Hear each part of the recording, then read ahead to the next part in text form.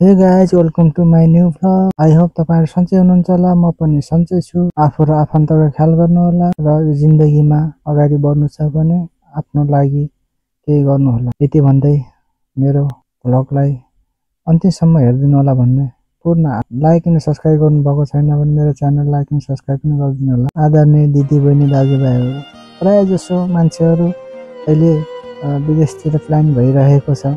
विदेशतिर जानु नि अब आर्थिक कमी कमजोरीको कारणले हामी नेपाली दाजुभाइहरु बाहिर देश नै प्राय जसो इन्भल्भ छौं हैन। आफ्नो कामकाज र नोकरी गर्नलाई नेपालमा के छ र बसेर त्यस्तो केही पनि छैन। अब दिनभरि काम गरे भने 1000-1500 रुपैयाँ पैसा दिने, त्यही पनि बेलेमा दिँदैन। अब 1 महिना काम गरे भने 6 महिना त्यो पैसा माग्नलाई 6 महिना पछाडि हिँड्नु पर्ने। त्यो भनेर बरु विदेश नै राम्रो भनेर विदेशतिर नै नेपालीहरु प्राय जस्तो जाने गर्नु भएको छ। तपाई हामी नै छौं। उदाहरणको लागि हेरिहाल, अब घरदेखि त बाहिर गइन्छ 2-4 पैसा कमाउनलाई हैन। 2-4 पैसा कमाउनको लागि कति दुःख गरिन्छ त्यो त तपाईलाई थाहा छ। मलाई अब जिन्दगीभरि दुःखै गरेर मात्रै त अब बस्न सकिदैन होला। केही वर्ष दुःख गर्ने, काम गर्ने, पैसा कमाउने, राम्रो ठाउँमा जमिन लिएर घर बनाउने प्लानिङ त सबैको हुन्छ। त्यस्तो प्लानिङ गर्दा पनि त्यस्तो विफल हुन्छ, किनकि भनेको जस्तो पैसा कमाउन सकिँदैन, भनेको जस्तो ठाउँमा पर्न सकिँदैन। कहिलेकाहीँ त्यस्तो दलालको चक्करमा परिन्छ। अब यति स्यालेरी भनेर सुनाउँछ, त्यति स्यालेरी दिँदैन। त्यति स्यालेरी नदिएपछि भनेको जस्तो कहाँ पुग्छ त।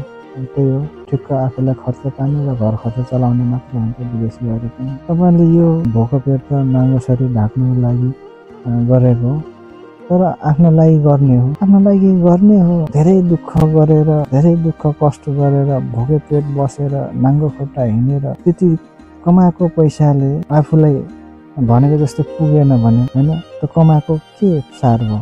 कसैलाई कमा टोल्डीहरु टन्न कमाउने, टन्न खाने। आजको दिन आफ्नो हो, भोलिको दिन कसको थाहा छैन। के थाहा भोलि बिहान कुनै एक्सिडेन्टले केस परेर एक्सिडेन्टले केस भएर हामी एमराजको दाहिने बाजुमा पो बसेको हुन्छौँ कि हैन। त्यो कमाउनु भनेको आफ्नो लागि हो। घर परि आई होप तपाईलाई कस्तो लाग्यो मेरो प्रतिक्रिया। तपाईलाई जस्तो लाग्यो त्यस्तै कमेन्ट गरिदिनु होला। हवस् त, नेक्स्ट भिडियोमा भेटौँ। Bye bye, Tata, I love you.